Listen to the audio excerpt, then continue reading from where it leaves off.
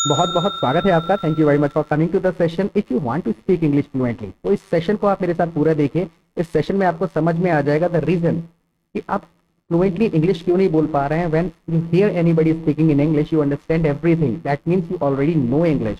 Fluency के साथ बोलने के लिए देखिए आपको करना क्या है, ब्रेन को एक ट्रेनिंग मिला हुआ है इंडिविजुअल सेंटेंसेस को ट्रांसलेट करने का। इस आदत को छोड़ना है। I will be sharing my screen with you. मैं अपनी स्क्रीन आपके साथ में शेयर करता हूँ। थोड़ा पेशेंस आपको रखने पड़ेंगे।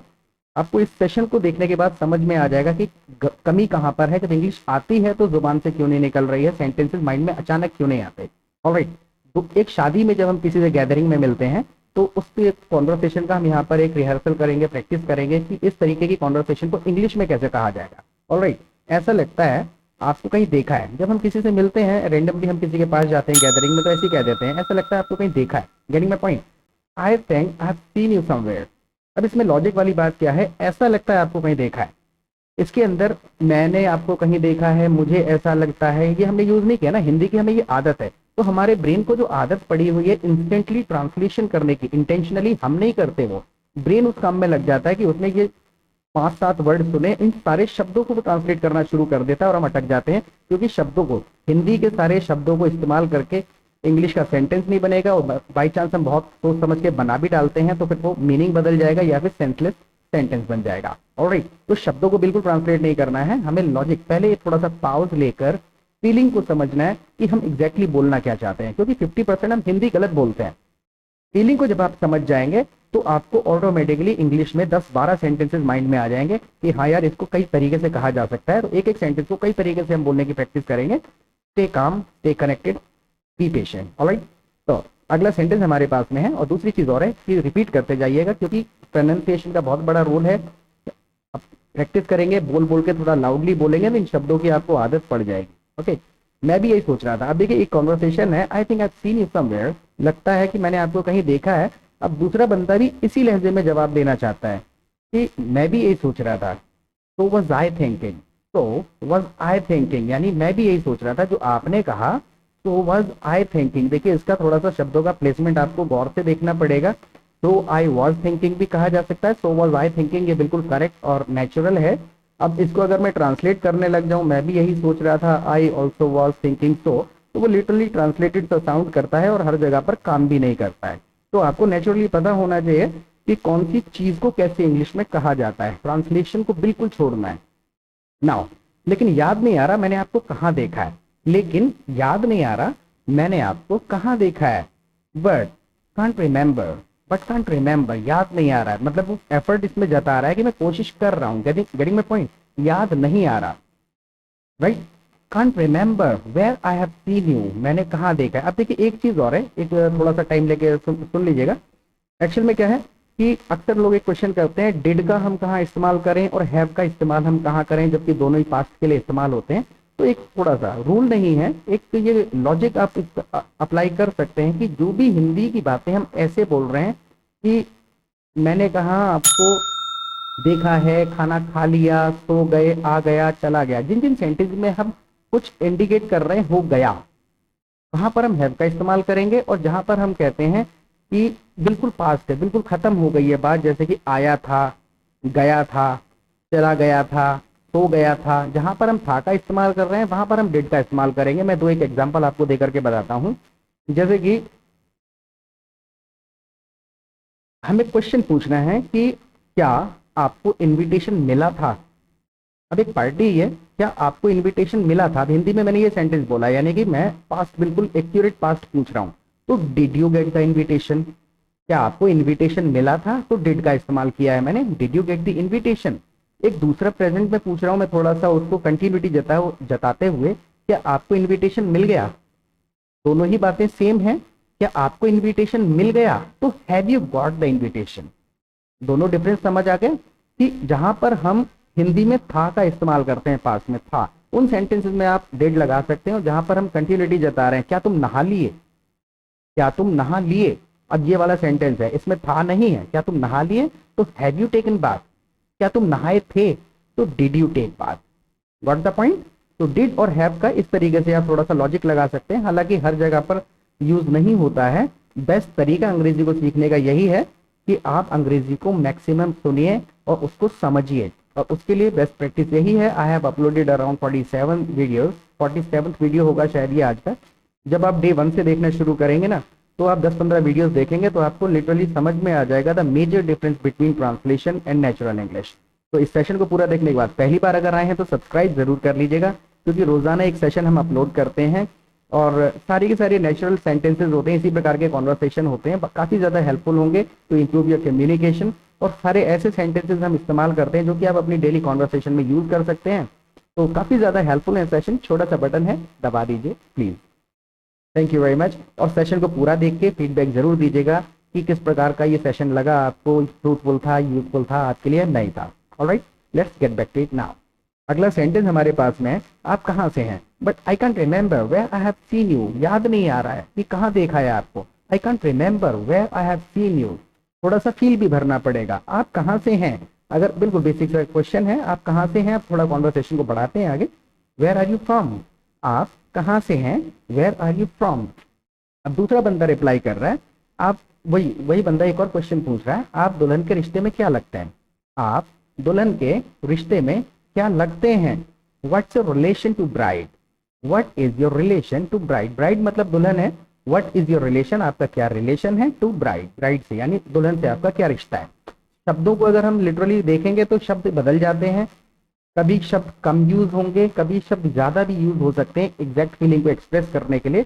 तो शब्दों को काउंट करके सिर्फ सारे शब्दों को यूज करने की कोशिश बिल्कुल भी नहीं करनी है, और ब्रेन को ये आदत छुड़वानी है, इस ब्रेन को।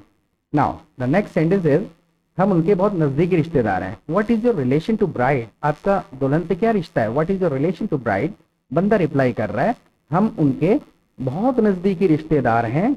We are their close relative, we are their close relative. अगर बंदा बिल्कुल स्ट्रेट फॉरवर्ड होना चाहता है तो वो कह सकता है she is my cousin, she is my cousin, लेकिन उसने अपनी पूरी फैमिली को इंक्लूड कर लिया, जैसा कि हम हिंदी में रिप्लाई करते हैं, हम इनके नजदीकी रिश्तेदार हैं। We are their close relative, अगर कहना है हम इनके दूर के रिश्तेदार हैं, we are their distant relative, we are their distant relative. अगर ये कहना है वो हमारे दूर के रिश्तेदार हैं, दे आर डिस्टेंट रिलेटिव। तो स्ट्रक्चर आपको पता होना चाहिए कि किस प्रकार से एक फीलिंग को हमें एक्सप्रेस करना है। We are their close relative, हम उनके नजदीकी रिश्तेदार हैं। आप किसकी तरफ से, अब वही बंदा जवाब देने के बाद क्वेश्चन पूछ रहा है, आप किसकी तरफ से हैं, तो which side are you from, आप किसकी तरफ से हैं, which side are you from. इसको इसी तरीके से इंग्लिश में बोल दिया जाता है, which side are you from, gathering में है तो। नाउ हम दूल्हे की तरफ से हैं, अब बंदा रिप्लाई कर रहा है, हम दूल्हे की तरफ से हैं, we are from groom side. देखिए ग्रूम, ये वाला एस जो है हमने इस्तेमाल किया, जैसे कि बचपन में सेंटेंस हम बोलते चले जा रहे थे, my mother's name is this, my father's name is this, तो ये वो वाला एस है, ग्रूम साइड। हम ग्रूम की यानी ग्रूम मतलब दूल्हा, हम ग्रूम की तरफ से हैं, we are from groom side, हम दूल्हे की तरफ से हैं।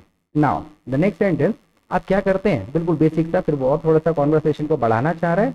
आप क्या करते हैं, तो what do you do for living, what do you do for living. What do you do कह के भी छोड़ सकते हैं, लेकिन ये पूरा एक्यूरेट बोलने का तरीका ये है कि लिविंग जब आपने कह दिया तो आपने उसका प्रोफेशन पूछ लिया, what do you do for living.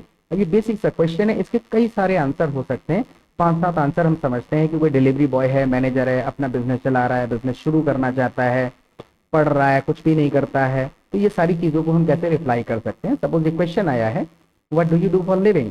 अगर कोई बंदा रिप्लाई करना चाहता है, मैं कंपनी में काम करता हूँ, मैं कंपनी में काम करता हूँ, तो बिल्कुल basic, I work in a company, I work in a company. अब देखिए इनका एट का एक बहुत कंफ्यूजन आपने सुना होगा कि एट लगाना है, I work at a bank, in नहीं लगा सकते, I am at home, I am in home नहीं कह सकते, तो इससे कोई फर्क नहीं पड़ता है, इन चीज़ों में बिल्कुल पढ़ने की जरूरत नहीं है। It's all about your feeling, intention के ऊपर है, आप कितना भाव भर के बोलना चाहते हैं। इंटरचेंजेबली यूज होती हैं ये सारी चीज़ें। I work in a company कहा जा सकता है, now I work at A company भी कहा जा सकता है, लेकिन सूट नहीं करेगा बस। हाँ, मैं बैंक में मैनेजर हूँ। अब देखिए मैं इस वाले सेंटेंस से बताता हूँ और इनका और एट का डिफरेंस। मैं बैंक में मैनेजर हूँ, I am a manager at bank, I am a manager at bank. अब वो बैंक जब कह रहे हैं तो वो स्पेसिफिक उस ब्रांच की बात कर रहा है, एक स्पेसिफिक प्लेस हो गया, I am a manager at bank. I am a manager in bank भी कह सकते हैं कि वो अपने उस प्लेस को काफी ज्यादा ब्रॉड बताना चाह रहा है, फीलिंग के द्वारा काफी बड़ा है। I am a manager in bank, getting my point. उसने कई सारी ब्रांचेस को इसके अंदर इंक्लूड कर दिया है, उससे कोई फर्क नहीं पड़ता है। या फिर I work as a manager, I am a manager, कुछ भी कहा जा सकता है घुमा फिरा करके। नाउ मैं डिलीवरी का काम करता हूँ। सपोज कोई बंदा है जिससे पूछा what do you do for living, आप क्या करते हैं, और उसको जवाब देना है मैं डिलीवरी का काम करता हूँ, तो I work as a delivery boy, I work as a delivery boy. या फिर I am a delivery boy भी कह सकते हैं, I work as a delivery boy. Now दूसरा भी कोई प्रोफेशन हो सकता है किसी का, मैं कहीं जॉब या बिजनेस नहीं करता, मैं अभी पढ़ रहा हूँ, ये भी किसी का जवाब हो सकता है, मैं कहीं जॉब या बिजनेस नहीं करता, मैं पढ़ रहा हूँ। अब तात्पर्य क्या है, ये सारे शब्द अगर मैं इस्तेमाल करने की कोशिश करूंगा तो बड़ा लिटरली ट्रांसलेटेड सा सेंटेंस साउंड करेगा और कुछ मीनिंग भी बदल जाएंगे। इसको इंग्लिश में सिंपल कह सकते हैं, आई डोंट वर्क, मैं काम नहीं करता हूँ। आई डोंट वर्क का मतलब सिंपल वही इंग्लिश में सामने वाला समझ गया कि जॉब बिजनेस पूछा है तो वो कह रहे हैं आई डोंट वर्क एनीवेयर, मैं कहीं काम नहीं करता हूँ। I am still studying, still मतलब अब भी कोई काम कंटिन्यूटी में है, पहले से हो रहा है और अब भी होता ही चला जा रहा है, तो I don't work anywhere, I am still studying. या फिर दूसरा तरीका भी है कहने का, I don't work anywhere, I am a student, I don't work anywhere, I am a student. या फिर I don't work anywhere, I am still studying.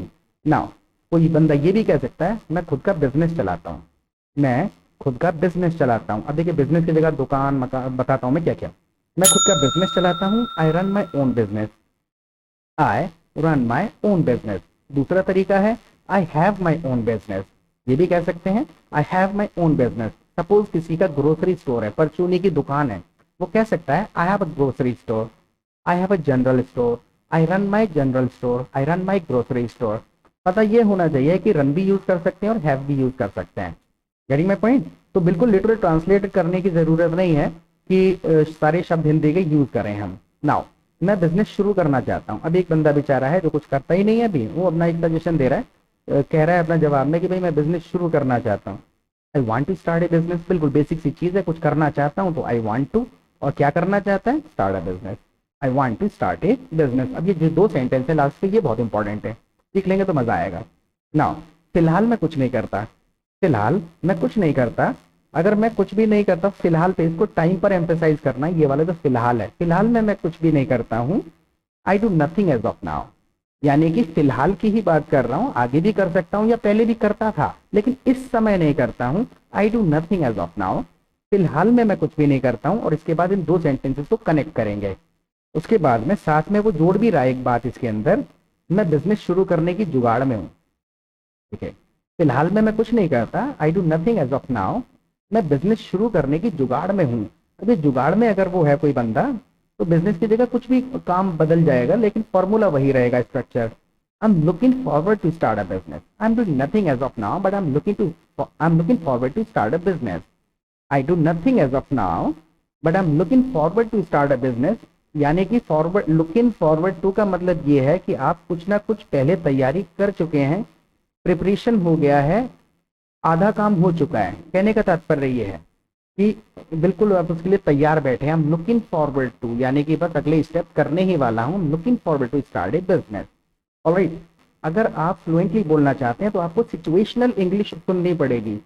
Situational English का मतलब ये है कि एक सेंटेंस कम से कम 20 जगह यूज हो जाता है और एक जगह के लिए कम से कम 20 सेंटेंस होते हैं हमारे पास एक्सप्रेस करने के लिए सेम चीज को। तो वो चीज कैसे आएगी, जब आप दूसरे लोगों को नेचुरली इंग्लिश में बात करते हुए सुनेंगे। और वो कहाँ पॉसिबल है, when you will come to our live classes, जब आप हमारे लाइव क्लासेस में आएंगे, वहां पर छोटे छोटे डाउट क्लियरिंग के जो सेशन होते हैं कि इस चीज में एट बोलूं, ऑन बोलूं, फॉर लगाऊं, टू लगाऊं, यूज टू बोलूं या फिर सेकंड फॉर्म लगा दूं, छोटे छोटे डाउट्स हैं जो हमको रोक देते हैं कि गलत ना हो जाए। 10-15 दिन सेशन, आप 10-15 दिन तक जब सेशन अटेंड करेंगे खुद से ये सारे छोटे छोटे डाउट्स क्लियर हो जाएंगे, कॉन्फिडेंस महसूस होगा आपको और you will start speaking English fluently. कोई बहुत ज्यादा ब्रॉड नहीं है, 300-400 सेंटेंसेज अगर आप स्ट्रक्चर सीख लेते हैं, दैट्स ऑल एनफ। ओके, तो व्हाट्सएप नंबर मैंने अपना दे दिया है आपको, लाइव क्लासेस में जरूर आइएगा और ये सेशन आपको कैसा लगा फीडबैक जरूर दीजिएगा, बिकॉज आप ही के लिए वीडियोस बनाते हैं। अगर आपको समझ नहीं आता, पसंद नहीं आता, तो what is the use of this.